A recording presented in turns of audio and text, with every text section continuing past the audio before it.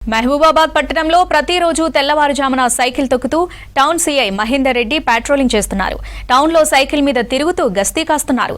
కాలనీల ప్రజల సమస్యలను అడిగి తెలుసుకుని పరిష్కారానికి కృషి చేస్తున్నారు. కాలనీలో ఎలాంటి ఇబ్బందులున్నా తమ దృష్టికి తేవాలన్నారు. గంజాయికి ఎవరైనా అలవాటు పడినా, దొంగతనాలు చేసినా పోలీసులకు సమాచారం ఇవ్వాలన్నారు.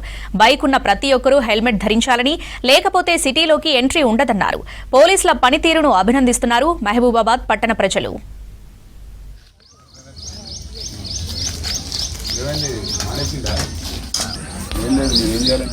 రావడం పోవడం చాలామంది చూసాము.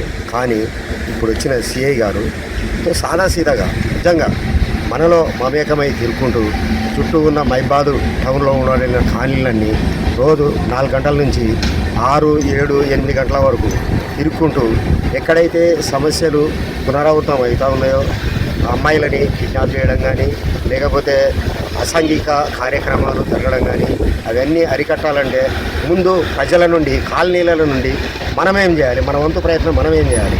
ఎక్కడైతే సీసీ కెమెరాలు లేవో అందుబాటులో ప్రభుత్వం కూడా చాలా దయనీయ పరిస్థితుల్లో ఉంది, డబ్బు సమకూర్చలేని పరిస్థితుల్లో ఉంది, మున్సిపాలిటీ కూడా అదే పరిస్థితిలో ఉంది. కాబట్టి సాధ్యమైనంత వరకు కాలనీవాసులు మనిషికి ఎంతో కొంత డొనేట్ చేసి మీ వంతుగా మీరే మీ కాలనీలలో సీసీ కెమెరాలు ఏర్పాటు చేసుకున్నట్టయితే మేము కూడా నైట్ పెట్రోలింగ్కి వస్తూ ఉన్నారు మా కానిస్టేబుల్ కూడా. కానీ మీ వంతు ప్రయత్నం మీరు కూడా చేసుకుంటే అసాంఘిక కార్యక్రమాలను దూరంగా ఉంచే ప్రయత్నంలో మీ వంతు మీరు కూడా ప్రయత్నం చేయండి. ఆయన ప్రతిరోజు 3 గంటల ఉదయం సైకిల్ మీద తిరుగుతూ ప్రతి వాడని గల్లీని ప్రభావితం చేసుకుంటా క్రిమినల్ యాక్టివిటీస్ కానీ, మంచి కానీ, దొంగతనాలు కానీ అన్నీ జనాలలో అవగాహన కల్పించుకుంటా, అమ్మాయిల భద్రత విషయంలో కానీ అన్నిటికీ అనుకూలంగా ప్రతి వ్యక్తిని, చిన్న పిల్లలు కానీ పెద్దవాళ్ళ వరకు గౌరవంగా మాట్లాడుతూ సైకిల్ వేసుకొని ఒక సైకిల్ మీద సాదాసీదా వ్యక్తిలాగా తిరుగుతూ ఆయన ప్రజల కోసం నిరంతరం పనిచేస్తున్నాడు.